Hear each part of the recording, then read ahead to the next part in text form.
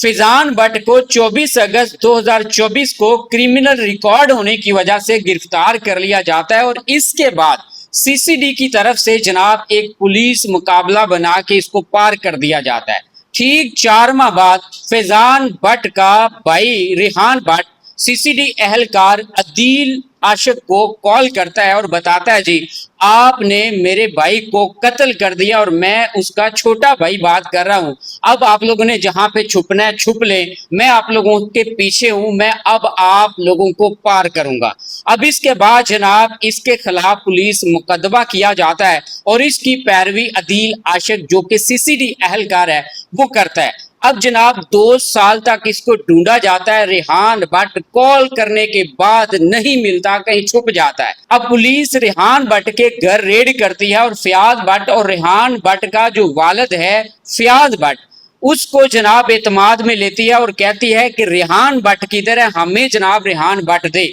वो कहते हैं, जी मुझे पता ही नहीं है, वो घर से निकल चुका है, हमने भी बेदखल कर दिया घर से, लिहाजा हमारा रेहान भट्ट के साथ कोई वास्ता नहीं है, हमें तंग ना किया जाए। अब जनाब जो रेहान भट्ट और फैजान भट्ट का जो वालिद है फयाज भट्ट वो पुलिस के साथ मिल जाता है। कहता है जब भी कभी भी किसी भी टाइम रेहान भट्ट घर आता है मैं मुखबरी करूंगा, मैं आप लोगों को बताऊंगा और जब रेहान भट्ट आए आप फौरी मेरी फोन कॉल पर आप आ जाइएगा, जो कार्रवाई आप लोगों ने करनी है वो आप लोग कर लीजिएगा। अब 2 दिन पहले का जो वाकया 13 अगस्त 2026 की तरफ चलते हैं। रेहान भट्ट जैसे ही घर आता है और जनाब फयाज भट्ट अदील आशिक जो कि सीसीडी एहलकार है जिसने फयाज भट्ट को पार किया था पुलिस मुकाबले में, उसको फोन कॉल आती है जनाब रेहान भट्ट के वालिद की तरफ से कि रेहान भट्ट घर आ चुका है, आप फौरी आए, जो आप लोगों ने कार्रवाई करनी है वो कार्रवाई डालें, मैं इसको तब तक बातों में लगाता हूं।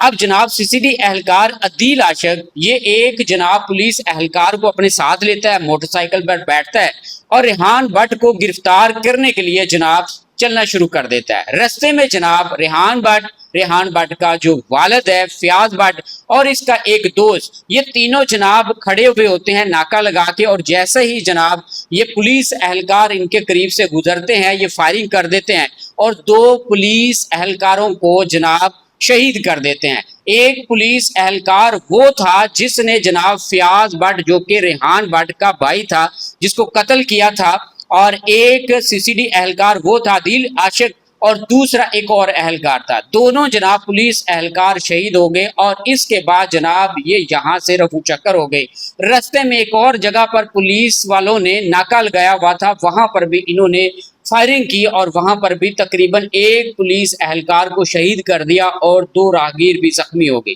लाहौर से डायरेक्ट ये जनाब शेखुपुरा के इलाके में गए और वहां पे इन्होंने जनाब एक घर किराए पर लिया और यहाँ पर रहायश पजीर हो गए। पुलिस इनका पीछा करती हुई जनाब शेखुपुरा के इलाके में गई और यहाँ पर जाके इन्होंने जनाब उस घर का उस मकान का घेराव कर लिया जिस मकान पे ये तीनों लोग बैठे हुए थे मौजूद थे और इन्होंने जनाब पुलिस पर अंधाधुंध फायरिंग कर दी। पुलिस मुकाबला हुआ यहाँ पर और आखिरकार ये जो रेहान भट्ट है जो फैजान भट्ट का भाई था वो जनाब जहन्नम वासल हो चुका और साथ साथ जनाब फयाज भट्ट जो इन दोनों का बाप था वो भी जहन्नम वासल कर दिया गया। अब यहाँ पर सिर्फ एक जो इनका दोस्त है वो बच चुका है, उसको पकड़ने के लिए छापे मारे जा रहे हैं। अब यहाँ पर आप लोग इस वाक़े के बारे में क्या राय रखते हैं, कमेंट्स बॉक्स में आप लोग जरूर राय अपनी शेयर करें कि आप लोग इस वाक़े को किस नज़र से देखते हैं। अब देखें एक जो दुश्मनी है वो हर हाल में नुकसान पहुंचाती है। आप लोग अगर दिल में किसी भी शख्स के खिलाफ दुश्मनी रख के फिरेंगे तो जनाब ये दुश्मनी पहाड़ बन जाती है,